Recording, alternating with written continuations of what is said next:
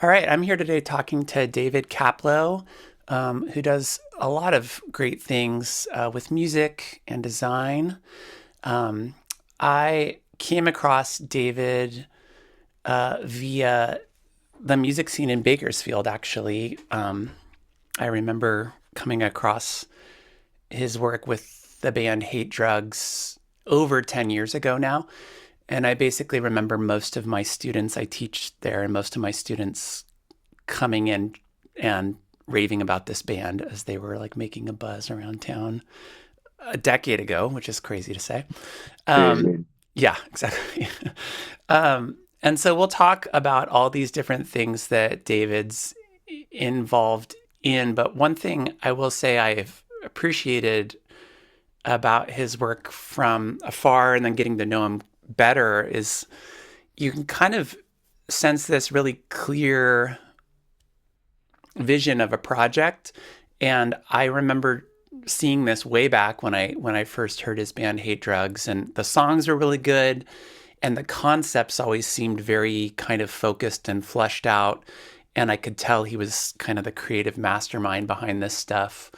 And so I'm super interested to talk to David today about the process of putting projects together and how Mm. this often goes from sort of the concept stage or conceptualizing stage all the way out to you know making the thing actually happen. So let me stop my share here and say hello. Hey David, how's it going? Hey, doing great. Thanks for having me. Yeah, it's good to see you.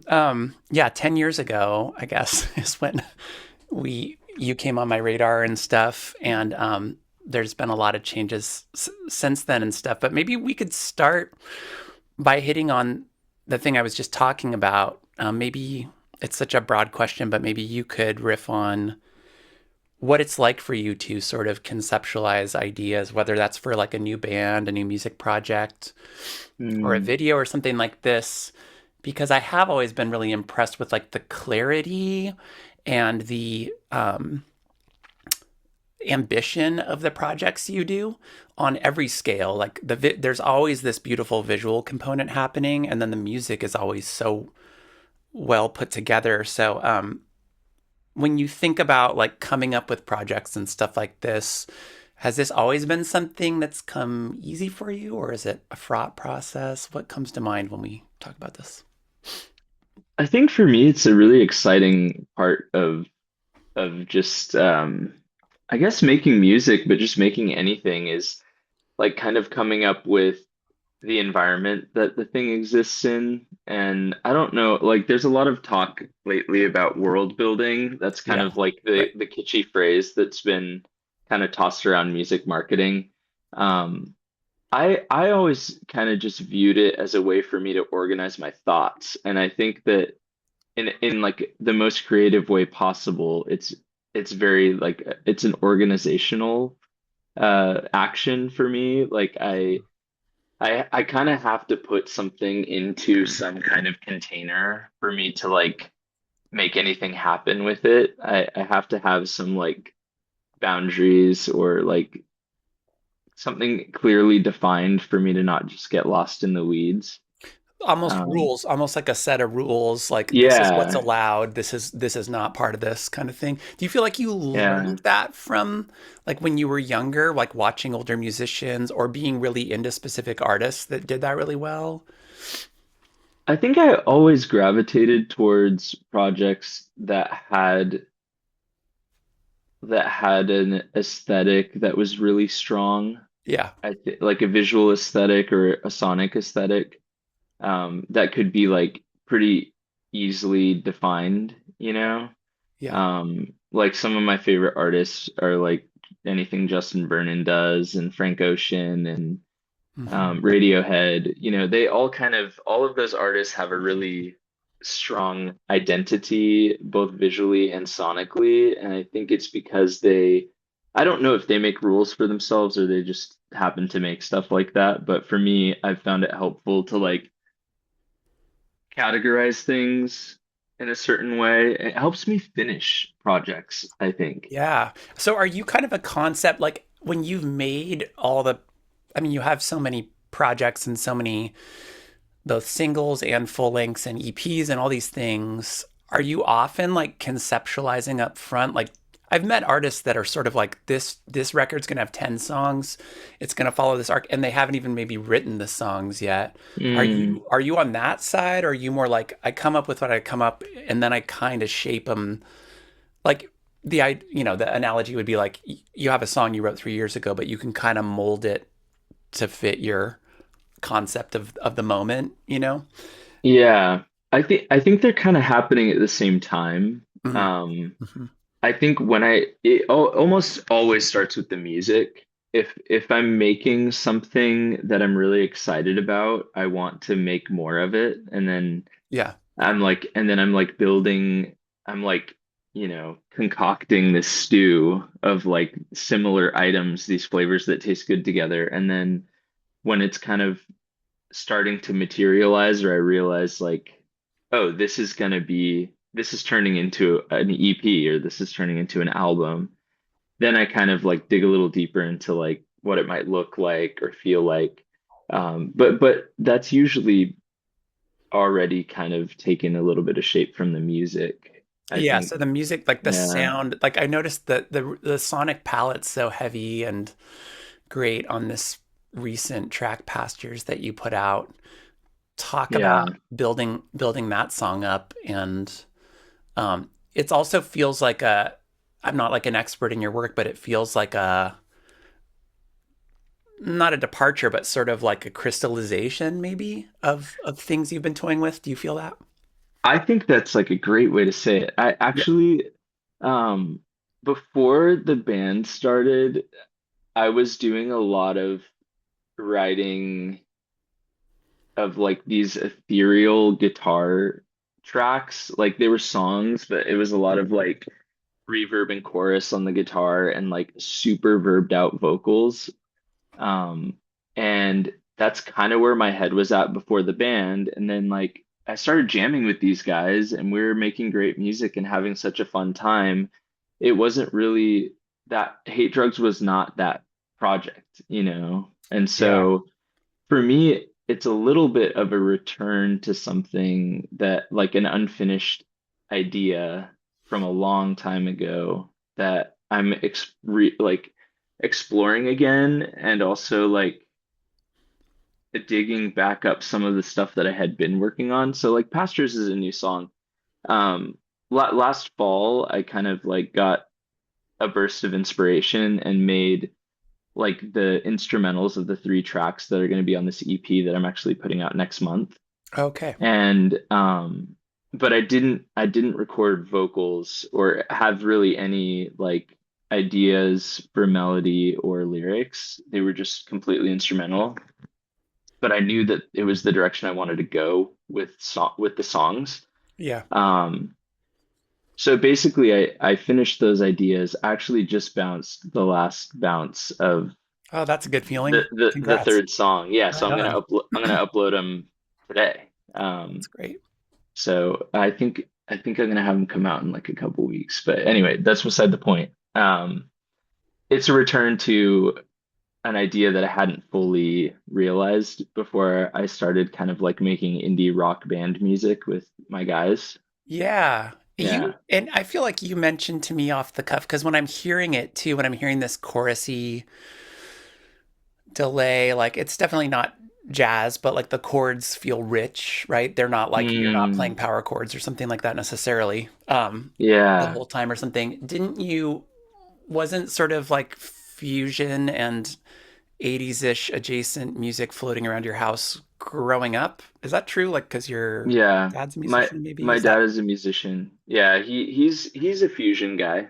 that makes He's like a jazz he went to school, for jazz, and then he yeah. ended up playing church music most of my life. I mean, still gigging jazz, but like didn't pursue jazz as like Yeah. a career. Yeah. Um and so I grew up listening to a lot of like world music and weird like guitar fusion stuff. And yeah, so there's a lot of influence. I tend to like gravitate towards kind of weird sounds. Like like 90s rompler kind of stuff. It's like Yeah. nostalgic Well, for me. that's what I was gonna say. Like I've always loved I fusion's such a weird form of music because it can instantly just veer off the course into sort of like Totally. unlistenable sometimes or whatever. Yeah. But I've always thought some of the coolest parts about fusion, and I hear it in your music and also kind of in the air these days with other artists. It's almost like if you took a fusion tune that was a lot of fusion tunes are 8 minutes long or whatever, Hmm. but if you just took that like 5 second loop, right, and you like took Totally. the magic moment of the hook or the catchy two chords before they brought you 25 new chords or whatever they do, Hmm. that feels like a thing you're playing with, which is cool. So like the Rompler sounds and like a moment of a fusion tune that never was or something. Like it's like frozen in time, this feeling, and you're doing it really Yeah. well. Thanks. Yeah, it's almost like I think you're right. It's like finding the sweet spot between like interesting sounding music and pop music, like Yeah, yeah, yeah. accessible music, because fusion is not very accessible to No, most people. right. There's usually like a decision or many decisions made that kind of just leave people in the Only- dust. And the only people standing are a couple of guitar players in the crowd. Yeah. Who like aren't even sure if they like it. Yeah, yeah. Even them, It's they're just sort of like, interesting. yeah, They're like, exactly. What kind of okay. pick? What kind of pick are they using? Yeah. Yeah, yeah, yeah. No, but you're right Yeah, that, and the artists you just mentioned too, like Bon Iver and Frank Ocean, their music does this very well too, right? Because it's like really kind of yeah. like rich, rich music, but they found a way to just grab what matters to make it poppy and accessible, right? Like you just said. Yeah. Yeah, totally. And like interesting production choices Mhm. with songwriting that feels relatable, but also kind of doesn't make sense sometimes. I don't know. I was listening to an interview the other day, a Steely Dan interview, and the woman who was interviewing them was like, I feel like when I listen to Steely Dan, I understand what you guys are saying, but when I actually read the lyrics, I don't understand what it means. And because the music like kind of like fills in the blanks or like speaks between the lines. That's a great way to put And it. I feel like I strive to make music like that. That's Mm, one thing that mm. Justin Vernon does really well is he writes these beautiful lines that like totally make sense when you're listening to the song, and then if you read it, you're like, this sounds like a schizophrenic person, you know? Yeah, yeah, yeah. So the music is like half the narrator or whatever. It's like it's got Yeah. such a deep role. Yeah, that's a great way to put it. Hmm. Um, I'm also looking back. I'm looking back at some of the best. Maybe you can talk to us real quick. Actually, this is something I was curious about because you were doing the hate drugs thing. That band was that a pretty like big focal point for you for almost 10 years or even longer? Am I right with that timing? Yeah. Yeah, Okay. yeah, yeah.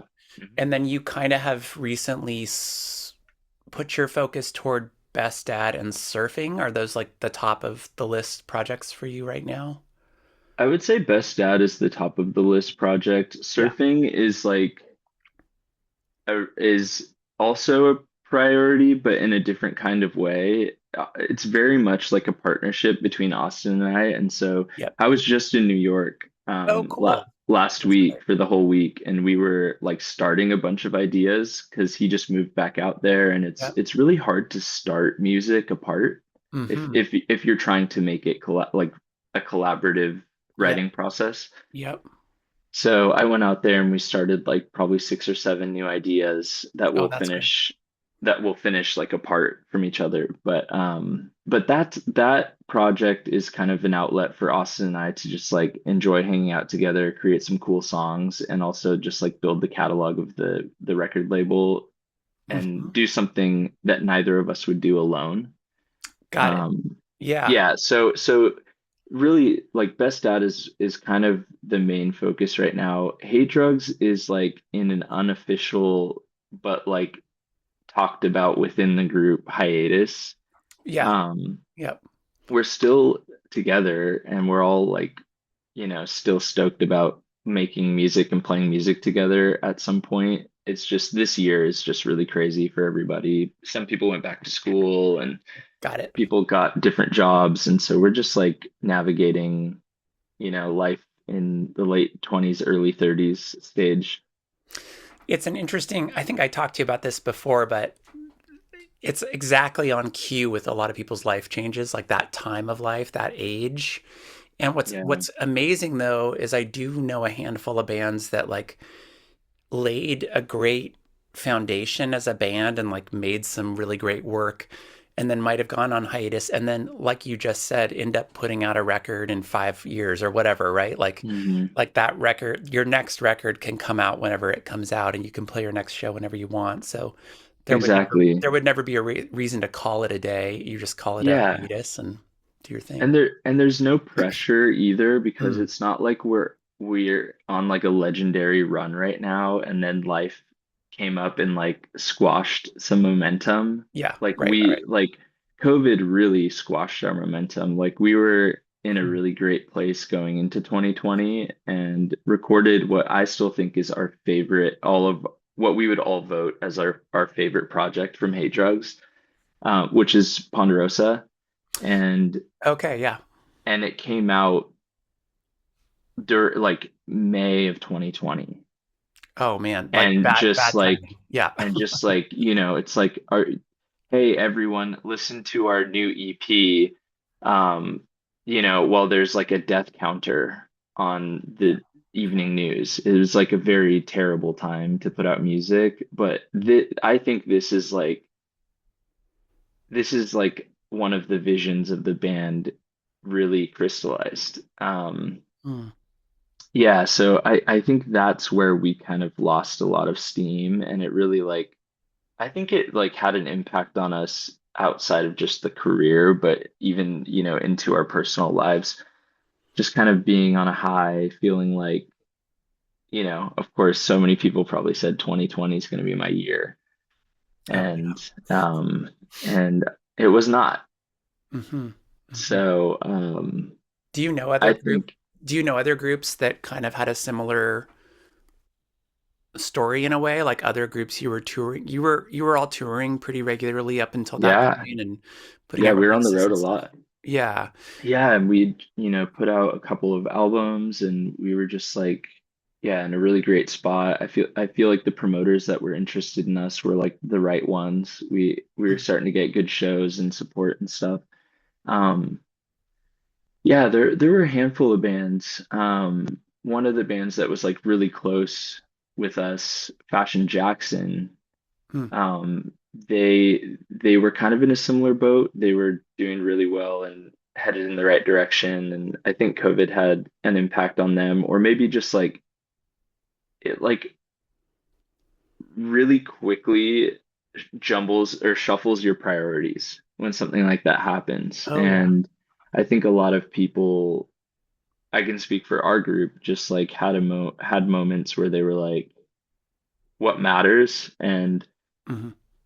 obviously we all understood that we mattered to each other. That's why we're not, broken up. But like you just have to take care of other things sometimes, and losing momentum has a huge effect on your psychology Mm. and your priorities. Mm. But yeah, Fashion Jackson was another band that was like kind of a sister band for us. And they're all of the guys in that band, well, like three of the guys in that band are still very active and actually a part of the community that I'm like a part of here in LA. Oh, that's cool. Um, you know Jake Nupper. Oh yeah. Yeah, Yeah, yeah. he was in that band. Oh, Um, okay, got it. yeah, and so is this guy Sterling. He plays with a lot of people and produces some stuff. Did And Jake pivot? Estelle, Did Jake pivot to his solo stuff in COVID as well, sort of? Was that post-COVID, yeah, around but there? but Okay, I yeah. think maybe like 2023 or something like that. I don't know when exactly, but it was in the 2020 somethings. Yeah, what a shakeup. I mean, I can't imagine like yeah, I have not been like touring or anything like this or whatever, but I can't imagine being at that stage in your 20s when a lot of bands, like early 20s or late teens for some people, and like you're really flying and then this world historic event happens that's this giant tragedy and changes everybody's lives. And you're right, momentum is like a super big part of that, right? Like you're going, Yeah. I think part of the band is like a magical agreement to do something totally irrational. You can make the Mhm. argument like it's Totally. people coming together to say like, let's try this thing that on paper is ill-advised in a way. Like there's no Mhm. guarantees, and like let's go for it. And you have to like have so much momentum, so much belief, faith in each other, like a real trust pact. And then to have something like that that literally closes doors Mhm. all over the place.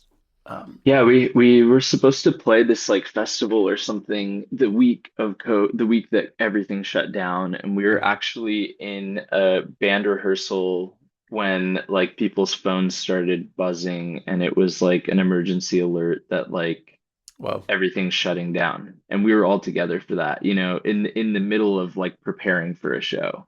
Whoa. So you can just imagine it's like, we're all excited and I don't know, and then it's just like, what is happening? Hmm. This is, yeah. But in some ways, I'm grateful that like people did have the opportunity to like invest a little time into themselves and everything. And I don't know, there's a part of me that's like,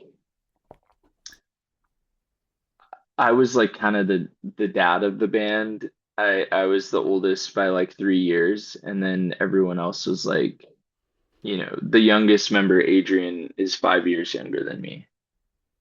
And so, he was like in high school when the band started, and so was John. And so in some ways, like I felt a lot of responsibility and have felt a lot of responsibility for like aiming aiming the gun, like kind of setting the trajectory for these guys' lives. Yeah, because And it's an so all-consuming thing. You're right. it is. And like, decisions to go or not go to college or do certain things were, byproduct of my decision to do this band and ask them to tag along. So does it feel good And to have that weight off your back in a weird way? Or like, is there um something about that that feels it right feel to you or something? Or it feels good to know that anything that we do at this point is like very much a decision of like a bunch of adults yeah, that are like, I still want to do this, or like I have like a yeah, concrete idea of like the risks and yes, the weight of like the decisions that I'm making. And like I think I don't feel bad about it at all, because I do know that deep like every single one of those guys wanted to do it, and that like being in the band is like for a lot of us like the best thing we've ever done in our lives. Like sure. it panned out like pretty good as far as Mhm. bands go. Mm. But I think it excites me for like a future when we're making music together again, where it's like more of like a level playing field as far as like, I don't know, the consciousness of everyone. That's a super good point. I was Yeah. telling a friend the other day, like I was in bands in my 20s, and now 20 literally 20 years later, I'm starting to play with a couple friends, and it is technically like a little band, right? We don't even live in the Hmm. same town, blah blah blah, but when we get together it starts to feel like a band, like everybody's kind of throwing out ideas, and it's no different than when I was 16, but there is a huge difference, which is that we're all adults who know how to communicate pretty well, and Hmm. we know what comes of, like we know what's going to happen in a weird way, and we don't take Hmm. stuff personally. And so it's a great feeling to play in sort of a democratic group of people, like feeling like a band.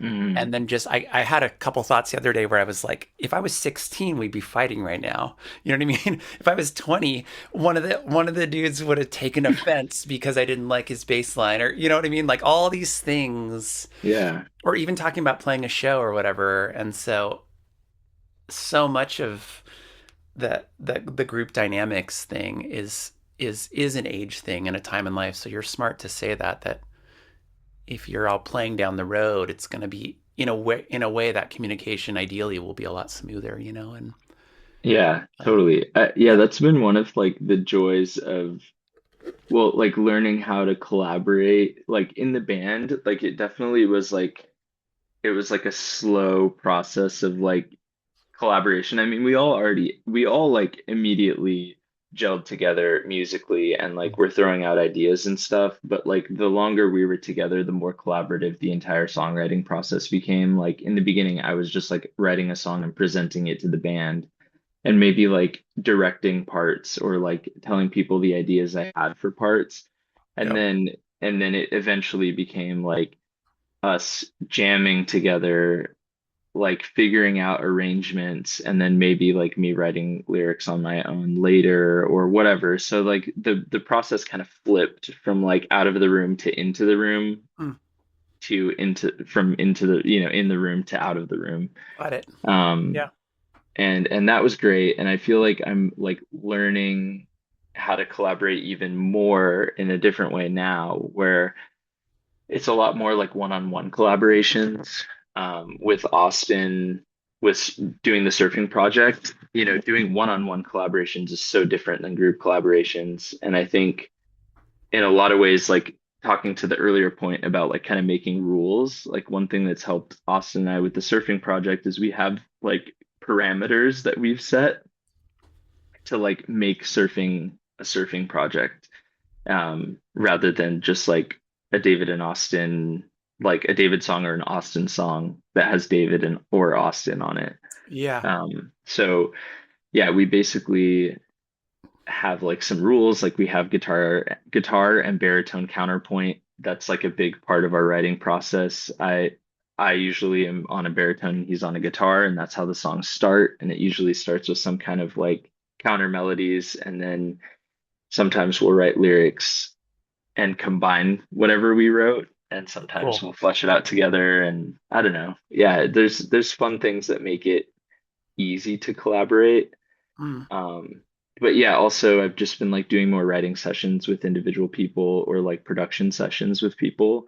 And I'm just like continuing to learn how to listen. And yeah, I think that's probably like the nugget.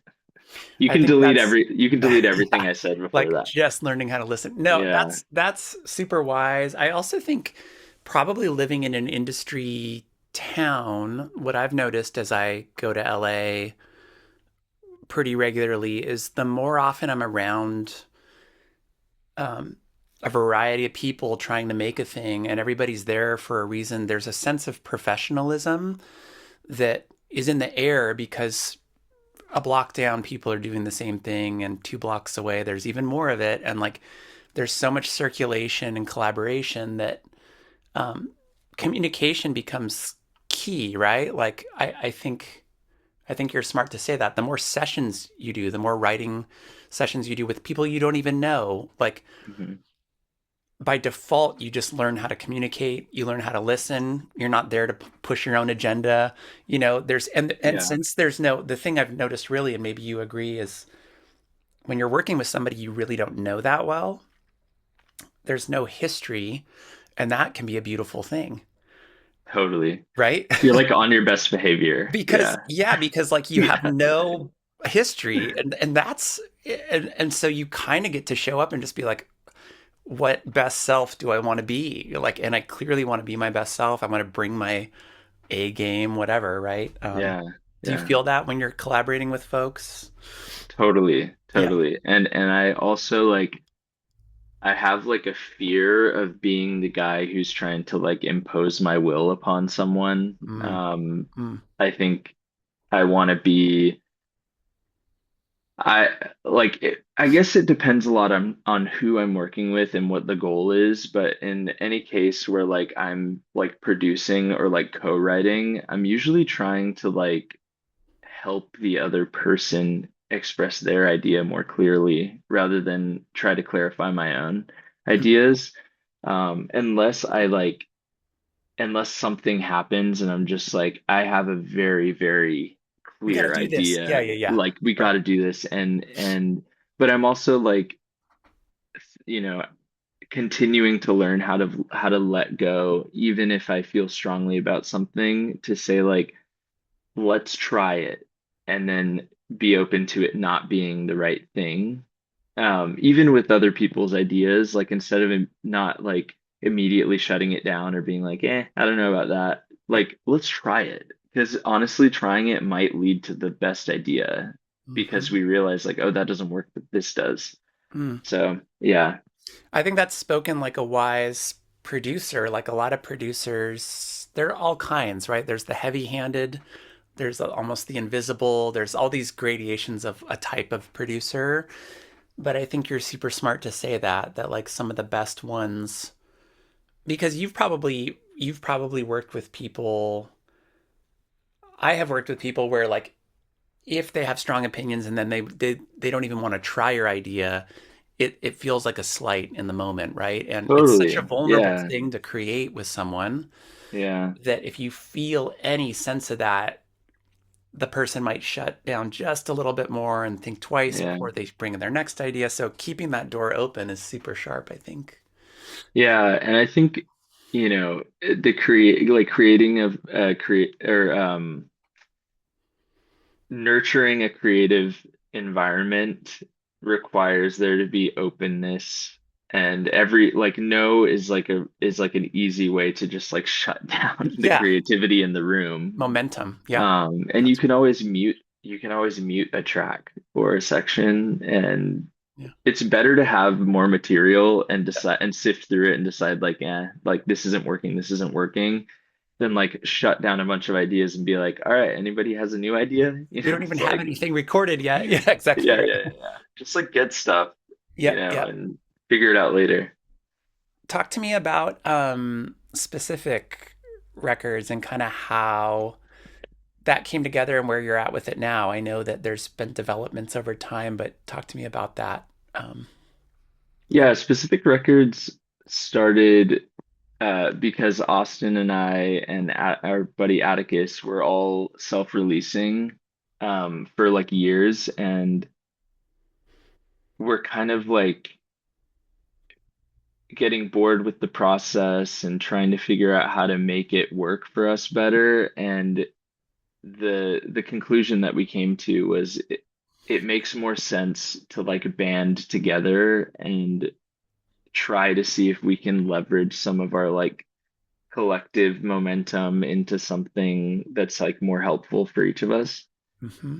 So we started this label as a way for us to release our own records with some kind of like, you know, thread of, connection and network that's like more than just like we're buddies.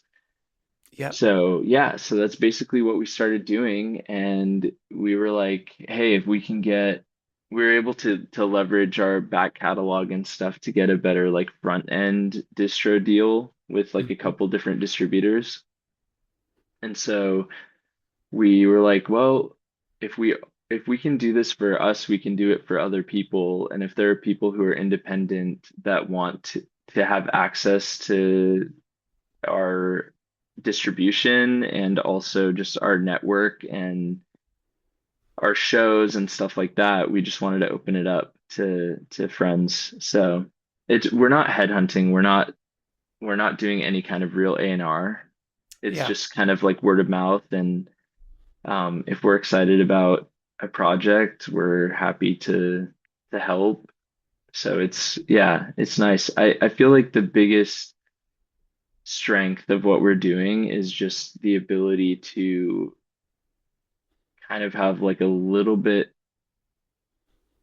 of a formal structure of like consulting and being able to help each other out with stuff.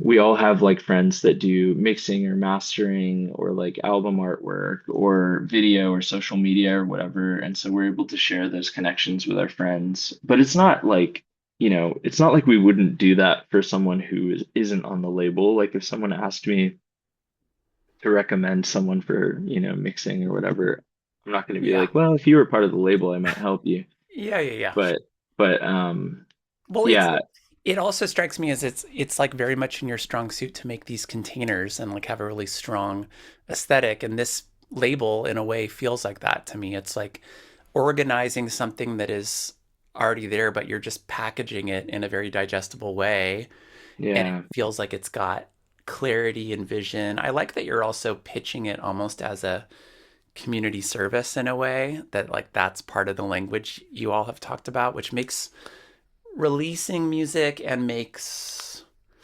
distribution feel a lot more approachable and engaging and stuff rather than this gatekeepy kind of Yeah. Well, historic yeah, thing. it really is a community service. I mean, we don't make any money off of it. Like the small percentage that the label does take just goes to like keep our servers, up Yeah. and our Yeah. website domain paid for, and like, when we do put on a show, maybe getting like cookies and snacks and stuff Okay. for Yeah. for the green room or for the attendees. Hmm. So, I mean, it really is kind of just a labor of love. It's like what we were doing before, just we're doing it together. And that's way more fun and feels more fulfilling than just like being a lone ranger out there in the music desert. I remember I came to you guys talking about this because, and when you say the Lone Ranger in the desert, like I I've been releasing music on and off for a long time and worked alone and then worked with labels and whatever else, but it seems like nowadays, and it could just be a generational thing for me, but I wonder what your take is on this. There's something so difficult about getting projects across the finish line now. Mm, For me, to me, even though I'm just as aware that it's like not hard, if that, I don't know if this makes sense. It's like not that hard to press upload and then press and hmm then type this word and like the actual physical act of putting something into the world. But getting, I'd heard it in the air in the last 3 to 5 years, maybe people being like the hardest part is the release. And mm, when I was on labels back in the day, like they were taking care of that. So to be fair, I wasn't part of it really. Um, but I wonder, I have like a half baked theory about it, which makes it's something along the lines of like, it's so fun to create and make things. And then these systems that are all set up, like DSPs and social media stuff or whatever, it's like frictionless and easy, but it's also, it doesn't like feed you, like the process doesn't feed you mm. in the way. I don't know what comes to mind with my rambling about the hardest part being getting it across the finish line. Does that even resonate? Because it doesn't A hundred have percent. to. Yeah. No, 100%. I feel like it's almost like too easy. That's maybe what I'm getting at. I don't know. Yeah, because there's like this process, like, I've been doing this long enough to know what it's like to make physicals and sell them. And there's like that is such a long kind of hard process that when you get to it, especially like since you have a product to sell, you're like you cross the finish line and you're like cheering, like, yes, we did it. It's like a Right. marathon, and you finally get to the end of the marathon and you celebrate and everyone hugs, and you go out for beers and it's a great time. And then You're now holding you a have thing. Yeah. now you have a thing that you Yeah. made that now Yeah. you're excited to sell because you put a bunch of work into it and you're like, I want people to have this thing. Well, when you take away, like, first of all, you take away the value, you take away the thing, and then you make the process so easy that it's like barely worth celebrating. It's like, well, then, like, Then you're why not just am on I it. doing this, And Yep. then I feel like it feels like futile, Mm, in some ways, and then you're just not excited to do it. Like, mm. it's not exciting to upload a track. And that's like partially why we're like trying to help people because Mm. we're like, we know that this is a necessary part of the process that isn't fun or creative. And maybe we've just been doing it long enough that we're like, you know what, I can autopilot my way through this for someone else if it helps, like maybe get them to the next stage. I don't know. You're in, But that's insightful yeah. and exactly what you're saying I think rings true, which is like I'm not a physical object like junkie, like I don't have to have the vinyl of whatever blah blah blah, Yeah. but I do like objects and what's hit me lately, I started making like prototypes of projects, like printing out back here in this corner. These are album covers that are some of which are out, but most of are coming, and they're only Mhm. digital. But I just went to the UPS store and printed them, And literally holding each one in my hand, it's like my body changes, my brain Yeah. changes, my heart feels different Yeah. because it's a thing. You made And it real. Yeah. I know. And Wow. so maybe you hit just on it perfectly. It's like so frictionless that the most, arguably one of the most meaningful steps in the whole process, which is to like share it into the universe or whatever, has been made so frictionless that it's anticlimactic and it's almost unbearable because it's so easy or something. Or I don't know. Yeah, or because Yeah, it's like it's just frustrating and annoying enough. And it's like it's the frustrating to rewarding there you go. ratio is Yeah, off. I think yeah, that's right. what it is. Yeah, And it's like like, all work and no play. Yeah, that's right. yeah, exactly. It's like it's yeah, it might as well be a file on your computer still. Like, I don't Mm, know. It's just now a file on everyone else's computer too. I mean, the mm, fun of creating, and maybe that's like part of like going way back in the conversation, yeah, part of why for me like I it's fulfilling to like kind of build these, these containers is because in some way maybe it makes me feel like the process is a little more holistic rather than just like throwing a song up on Spotify or Apple Music or whatever. It, yeah, it's like crafting, I get to build something a little bit bigger than just like the one and done, like pre-save my song that comes out in 2 weeks kind of thing. yeah. Are you? I think you're just really great at it. Again, like I know I said this before, but I think when I kind of look across all of the things you've been up to that I'm aware of, all of these things, whether they're mostly digital, and they are mostly digital, like there Mhm.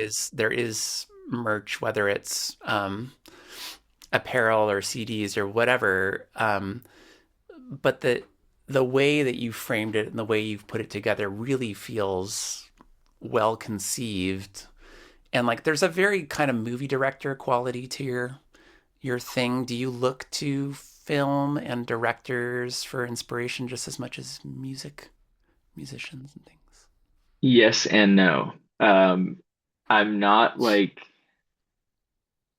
I'm not like a film student type Yeah, dude where I'm like, I have my three favorite directors and yeah, like I hate these guys because they, ruined cinema or whatever. I don't really care. mm, I love movies and I go to the theater probably once a week. okay. I do the AMC A-list thing, so Oh, right. I kind of have to Yeah. for it to make sense. But that's why I'm doing it because I'm like I want to be seeing movies more often, and I just won't if I don't feel like I have to. Hmm. Um, or I'll just like watch movies on Netflix, but then I'll spend like an hour picking a movie instead of an hour watching a movie. Hmm. So it's helpful. It also like keeps me kind of connected to culture in a way where if I'm seeing like whatever's coming out, I'm like aware of the this is important what I'm about to say because I think it like really it's like sums up my philosophy about art in general. I think art is happening, and I think that we are like antennas, and we have the ability to tune in to what's going on. And if we're listening really closely, we can hear what's coming next. It's kind of like being attuned to like a songwriter or like, what's happening in a musical movement. If you listen to enough music, you can kind of like understand how the song might change or what chords are going to come next, almost like jazz, like being able to kind of play the changes. And so in a lot of ways, I feel like film, fashion, music, all of these things are happening and the reason why sometimes you have an idea and then if you don't do anything about it 6 months later, someone else does it is because you weren't a genius. You just happened to be listening, and like that's what was going to happen. And you can decide to do something about it or not.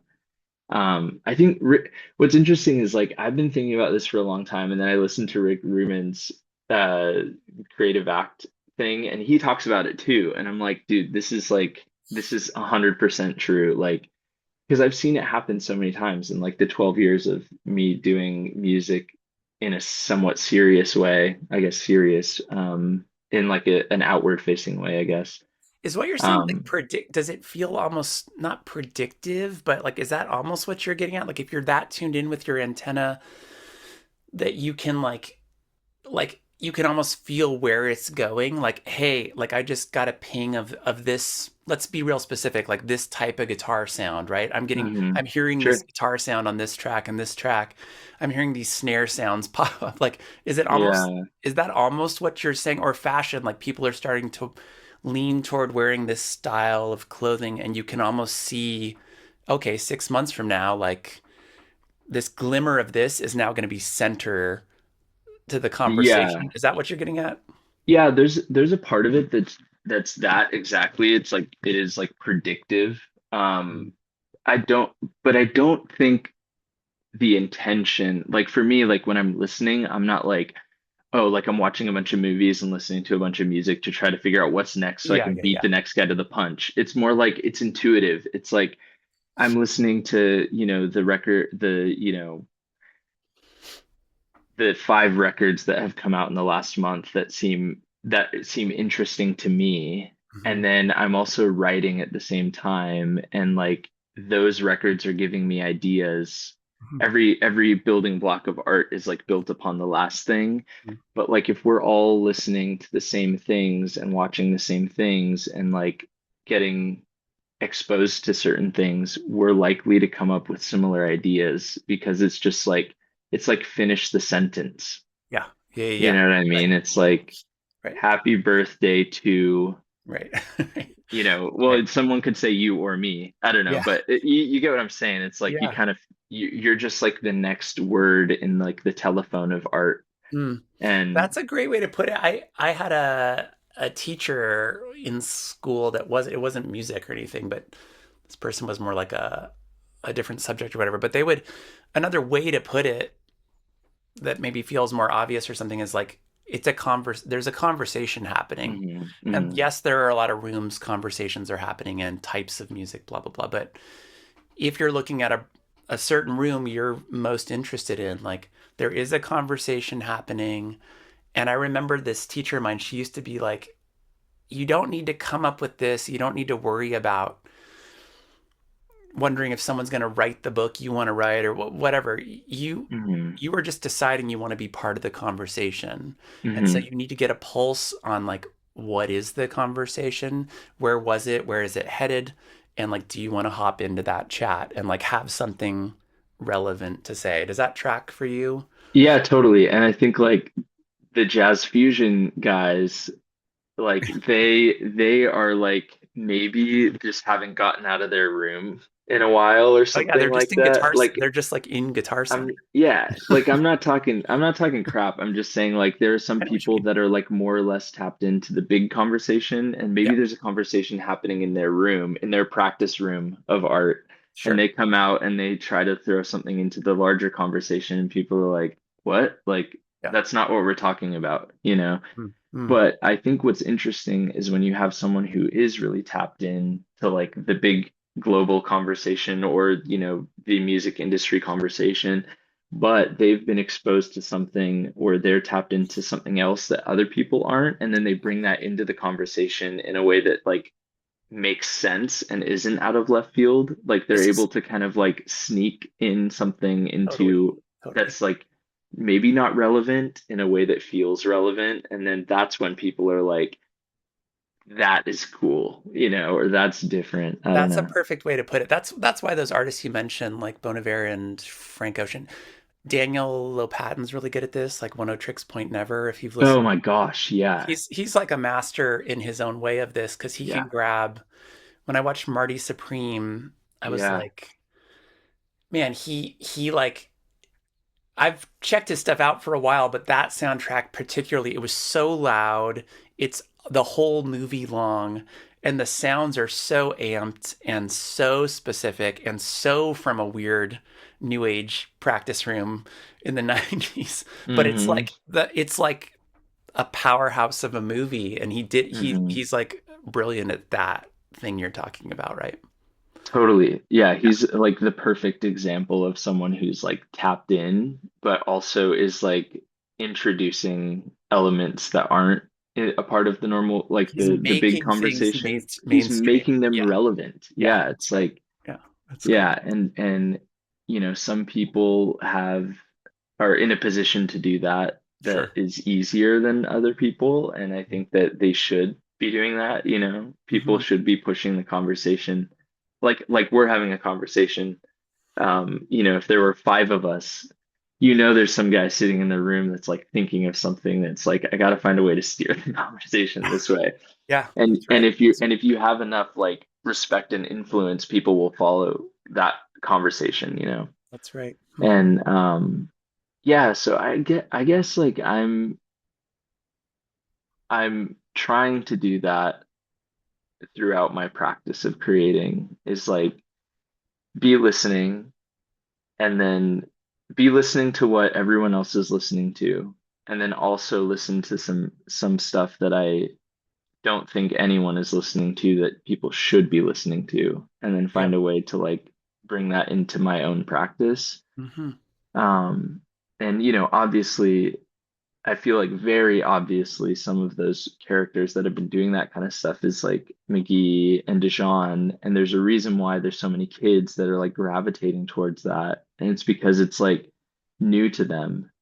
For a lot of us, like we'll hear a certain guitar tone or a certain like beat, and we'll be like, oh, this is a reference to this thing Yeah. that we're familiar with from the 80s or 90s. But for someone who was born in, 2010 or something like that, It's new.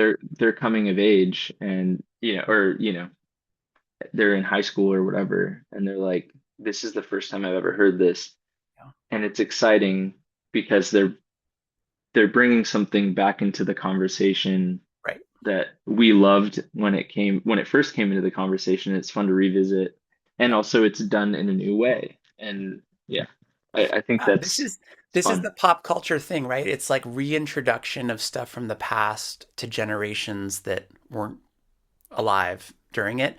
And it's a Right, perfect way to get people like down for the new stuff, but then it's a perfect way to become the excavator for the past. It's like, whoa, that, right, and then they dig into the 80s and go like, that was the right. originals. But it also doesn't, like, it's so important to do it a certain way, Yeah. because like if you just take something that's been done and do it again, Yeah, it's not the same. it's not the same and it doesn't work. And in a lot of ways, like you'll get some like lovers, but you'll get a lot of haters. And I Yeah, think because that's like a nostalgia practice. That's like there. It's such a fine line between sort of a nostalgia trip and like an innovation that yeah, that takes influence from, right? And like they could sound almost similar, but if you do it the wrong way, you're right. Like you fall over here a little too much, and it's yeah. it's not cool. Yeah, It's like yeah, the difference between like Greta Van Fleet. I don't know if you are aware of them, but it's like yeah. Greta Van Fleet versus like have you heard of that band After? I haven't. Are they Okay, in you that should you world should of check like? them out. No, they're Okay, very different, but okay, like they in some ways have done like a similar kind of thing where they've well, After has done it correctly, I think, and the other guys have done it not great. hmm. Because they like basically were like, we're gonna be Led Zeppelin 2.0. We're gonna wear the costume. We're gonna wear Yeah, the costume. We're gonna basically be it's like a like a cover cover band. a Yeah, cover band that plays originals, and then this group After have basically like yeah, said like, what if we were a band that existed in 2026, or what if we were just like a band that never existed in 2004 or whatever, mm, but uh like we're a band from then that exists now. Like that's not how they brand themselves specifically, but it seems like if you told me that this group existed then, I would believe you. yeah. Like they're I doing don't. like a trip hop kind of thing, and Mm, no one else is really doing that, and they've like been really successful this last year because they've filled a void but they did it in a way that was like cool and new, but also felt like very true to the time. But they're not like a cover band. I don't know if that makes You're sense, but That's the yeah. perfect way to put it, is like the line between when you become a cover band, like nostalgia act, Yeah. and when you like inhabit, maybe it's also this like inhabiting your influences. Like Yeah. for me, writing songs, like I fell in love with Steely Dan and these types of music a while ago, like yacht rock adjacent stuff. Hmm. Um, but I always felt aware that like in an ideal world, and I'm always striving for it, but in an ideal world, those influences would like become part of me rather than me just being like, watch this. I can like put on this hat and sound kind of like this thing that you all know Totally. about. And that's, so you're right. Maybe the cover band is a good, it's like, are you making music that is yours, or are Hmm. you playing somebody else's music? It's that. Right, right. And like coming Yeah. back to the conversation thing, it's Yeah. like, is every word out of your mouth a quote from someone Somebody else? else's shit. Yeah. There You you go. know, or are Yeah. you like Do you have an original thought? do Yeah. you have an original thought about something that was part of the conversation before? Yeah. Yeah. Like And you've done like, your homework, but you yeah, can actually like contribute rather than just like parroting whatever. Yeah. Yeah. right. And can you do it in a way that's like intelligent and interesting? Because I think you actually like there are people who like quote other people in a conversation and you're like, you're annoying or you're unoriginal. And then I, there's someone who says the right quote at the right time in the right way and you're like, you're brilliant. You know what I mean? So yeah. I do think that Context. Yeah. there's a context and there's also just like a way to do it. And there's like at the end of the day, with like a lot of this stuff, it's about being likable, and which is like unfortunate for like a lot of people that are very talented, but either like aren't social in certain ways or like are awkward or are problematic even. Oh You yeah. know, Sure. Sure. it's like it's hard to have a chance to do anything in this industry if people aren't like just into you as a person, I guess. Yeah. It's a personality. It's like the world we're in now. It's just as much about the art as it is about the person. Um, Totally, yeah. totally, for better or for worse. And I think in a lot of cases it's kind of maybe for the worse because you just end up with like people that are willing to do things rather than people that are like striving to be tuned in.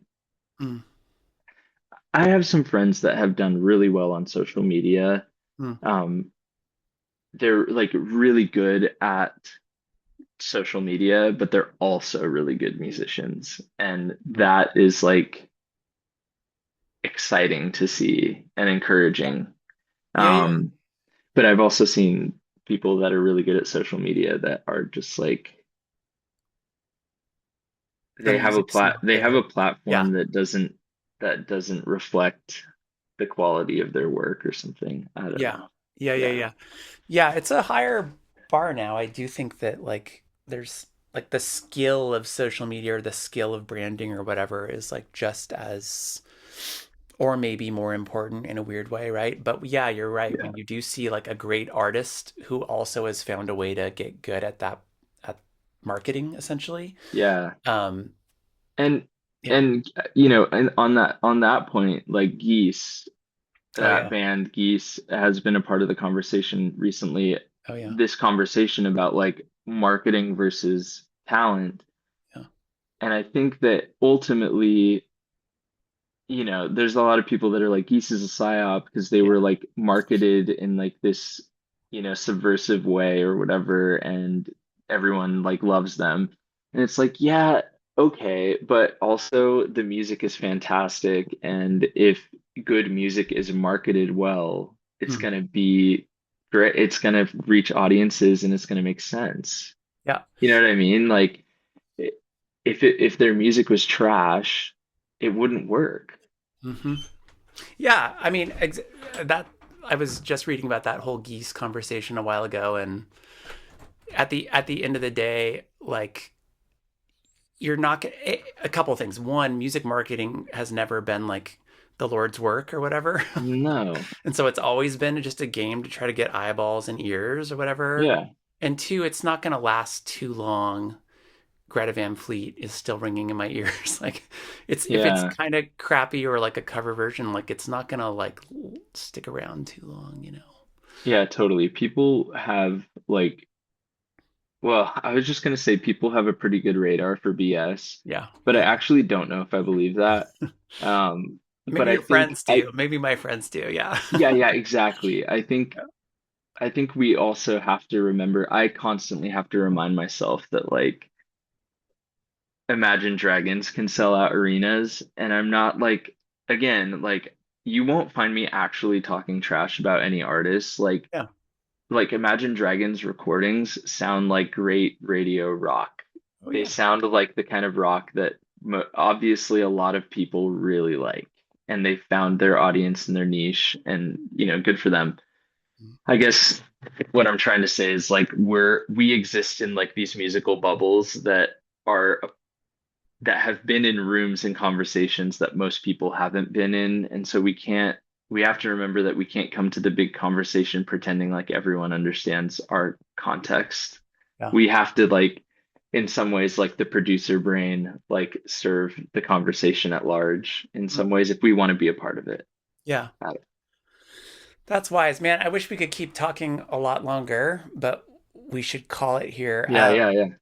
But I again, like I'm gonna say it a third time, and then I'll stop complimenting you, but or I can keep complimenting you down the road. But I really just am inspired by what you do on all these levels. The label particularly is like such a great it fits such a great like it's fitting a need, and I think it's like standing for a way of being, like you're sort of doubling down on community, and you're really like presenting an idea that feels really valuable in our moment.